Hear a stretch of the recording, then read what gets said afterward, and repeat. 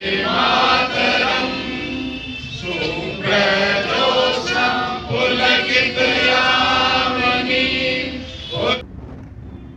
जैसे थे दवाइए शुरू करेंगे। मीडिया के सभी भाई यहाँ पर पहुंचे, आप सबका बहुत बहुत। जैसे थे दवाइए शुरू करेंगे।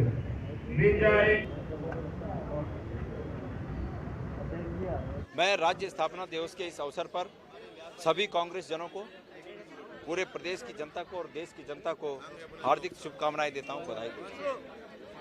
कांग्रेस पार्टी ने अतीत से, अपनी स्थापना से और अब तक जो सबसे बड़ा काम किया वो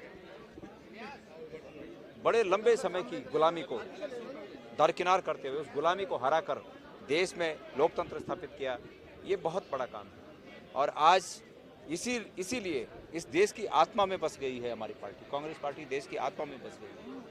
बिना कांग्रेस के देश परिपूर्ण रूप में राष्ट्र नहीं होगा जब तक कांग्रेस पार्टी का उसमें योगदान और कांग्रेस पार्टी की उसमें सहभागिता नहीं होगी। इसलिए कांग्रेस पार्टी देश की आत्मा में बस गई है। अतीत में किए गए इन बलिदानों का हमारे इतिहास में सब बातें दर्ज हैं और इस वर्तमान काल में पिछले कुछ सालों में आपने देखा कि हमारे 2 प्रधानमंत्रियों ने इस देश की एकता और अखंडता के लिए अपनी जान की कुर्बानी की। तो कांग्रेस पार्टी का कुर्बानी का इतिहास है।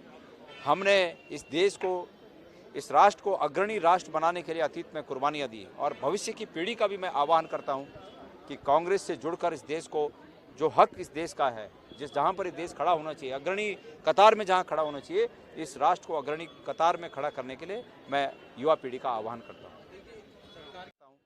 कि कांग्रेस से जुड़कर इस देश को, जो हक इस देश का है, जहाँ पर ये देश खड़ा होना चाहिए, अग्रणी कतार में जहाँ खड़ा होना चाहिए, इस राष्ट्र को अग्रणी कतार में खड़ा करने के लिए मैं युवा पीढ़ी का आह्वान करता हूँ।